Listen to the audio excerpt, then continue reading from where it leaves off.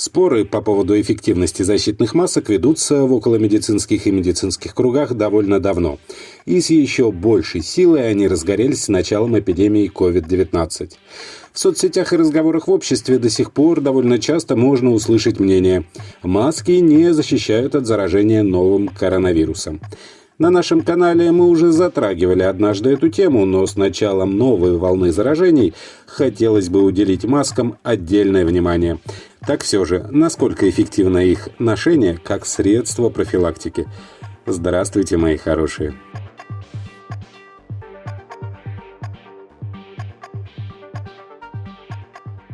В конце XIX века под влиянием идей Пастера о переносе болезней микробами, распространяющимися с капельками жидкости в воздухе, хирурги осознали, что до сих пор работали, выдыхая микробов на открытые раны оперируемых больных.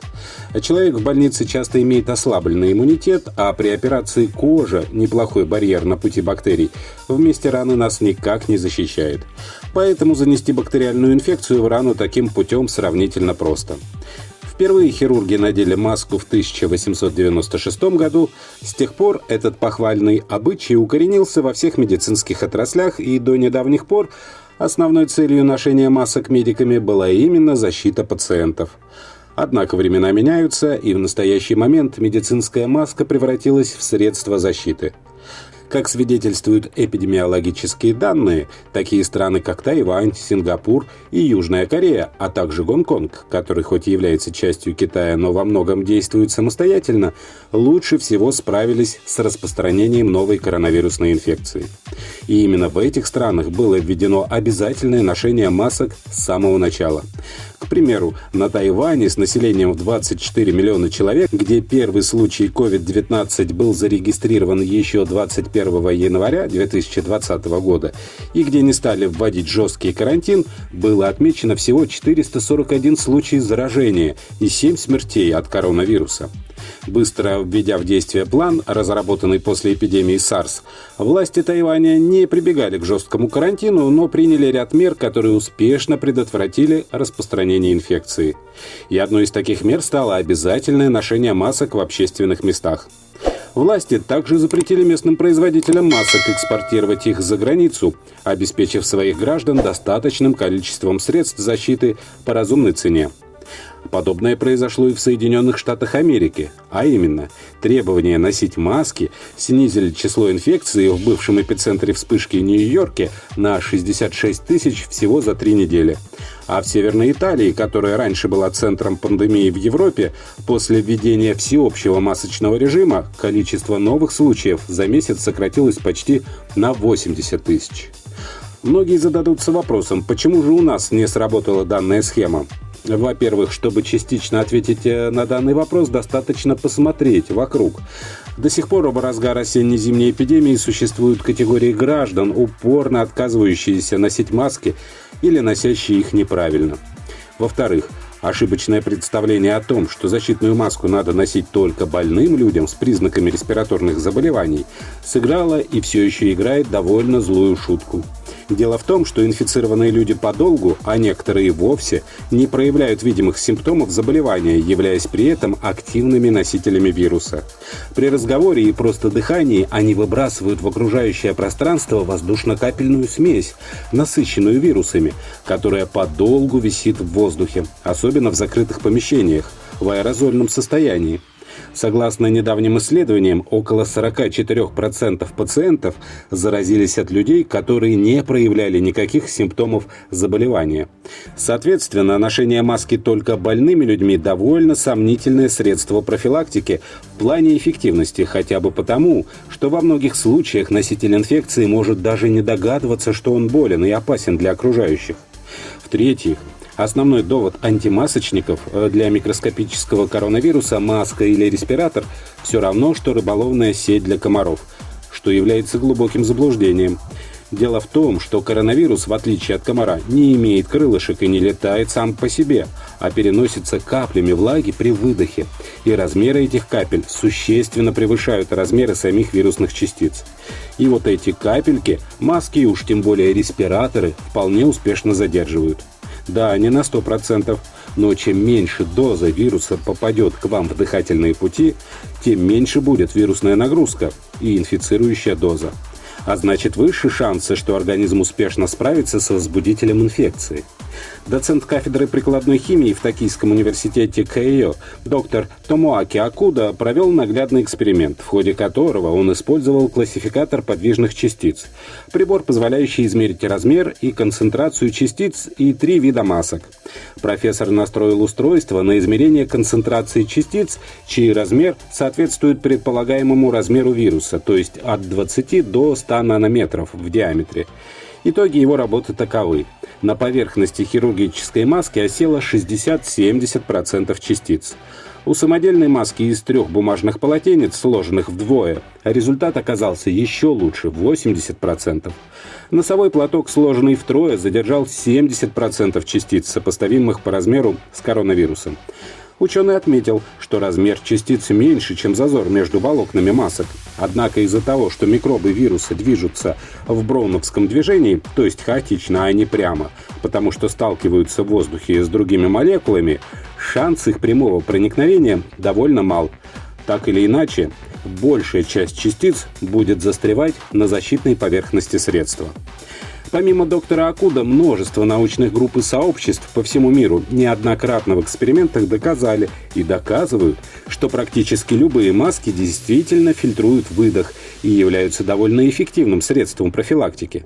В частности, 1 июня 2020 года в журнале The Lancet, еженедельный рецензируемый общий медицинский журнал, один из наиболее известных, старых и самых авторитетных общих журналов по медицине, была опубликована статья международного коллектива ученых под названием «Физическое дистанцирование, маски для лица и защита глаз для предотвращения передачи от человека к человеку SARS-CoV-2, систематический обзор и метаанализ». В ней были проанализированы данные, относящиеся к SARS-CoV-2, вызывающие COVID-19, и бета-коронавирусам, вызывающих схожие с ним SARS и MERS, из 21 источника.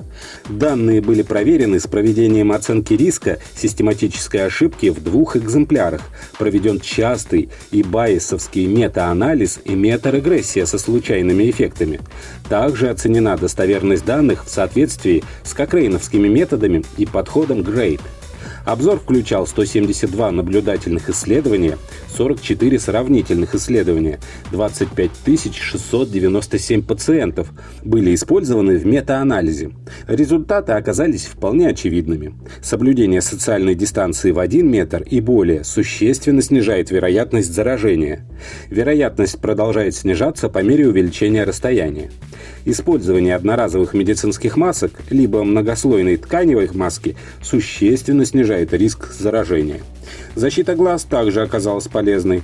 Кроме того, довольно большое количество проанализированных исследований проводилось среди медицинских работников, которые, наиболее вероятно, соблюдали правила использования средств защиты. Обеспечить плотное прилегание маски, надевать и снимать маску только чистыми руками, одноразовые маски использовать только 1 раз, что и повлияло на их эффективность. Еще одно показательное исследование обнародовали американские ученые. В их работе подчеркивается, что в районах с массовым ношением масок почти у 80% пациентов COVID-19 протекал бессимптомно, в то время как там, где масочный режим игнорировали, без симптомов COVID обошелся у 40% граждан. Ну и в целом, дисциплинированное применение средств защиты снижало количество тяжелых и летальных случаев инфекции. Исследователи даже выдвинули гипотезу, что проникновение относительно небольших доз коронавируса через маски позволяет натренировать иммунитет и действует наподобие вакцинации. Ученые Института медицины при Токийском университете в ходе эксперимента также пришли к выводу, что медицинские маски эффективно препятствуют распространению коронавируса. Они раскрыли истинную эффективность масок, поместив в изолированном пространстве на расстоянии 50 сантиметров головы манекенов с датчиками. Одна из них вдыхала окружающий воздух, а вторая выбрасывала в него вирус вместе со слюной, имитируя покашливание. Выяснилось, что поглощение инфекции снижалось при использовании на вдыхающей модели матерчатой маски на 17%, хирургической трехслойной маски на 47%. При этом респиратор типа N95 сокращал поглощение коронавируса примерно на 79%.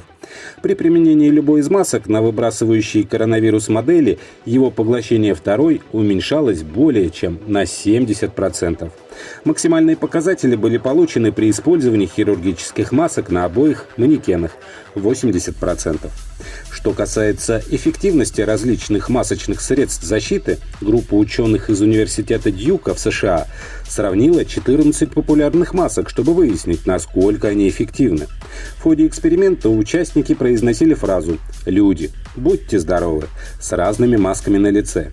С помощью специальной установки с мощным лазером ученые фиксировали количество выделяемых при этом микрокапель. Результат они сравнивали с замерами контрольного тестирования, во время которого человек произносил фразу без средств защиты. Первое место по эффективности заняла маска номер 95, которую используют в больницах. Она пропускает меньше 0,01% микрокапель. Второе место – одноразовая медицинская маска, пропускает 0,7 микрокапель. Третье место – двухслойные маски из хлопка, которые многие делают самостоятельно, пропускает 8% микрокапель.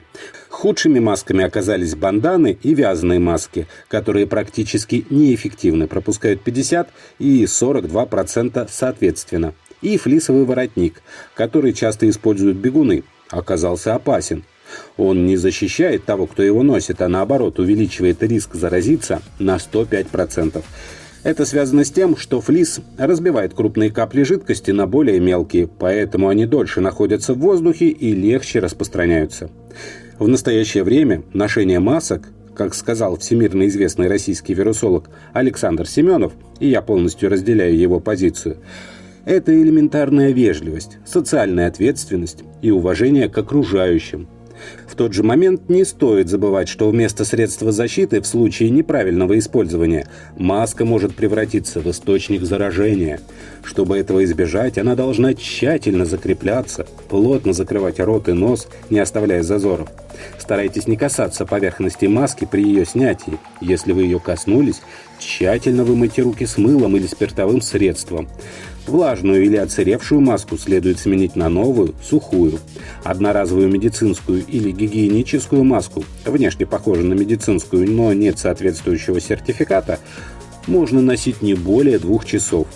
Не используйте вторично одноразовую маску. Использованную одноразовую маску следует немедленно выбросить в отходы.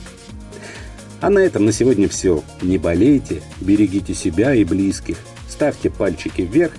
Подписывайтесь на канал «Доктор по соседству» и, конечно, не забывайте заходить в наши паблики в социальных сетях ВКонтакте и Одноклассники, где каждый день выходит масса полезной и интересной информации из мира здоровья и медицины. Здоровья вам!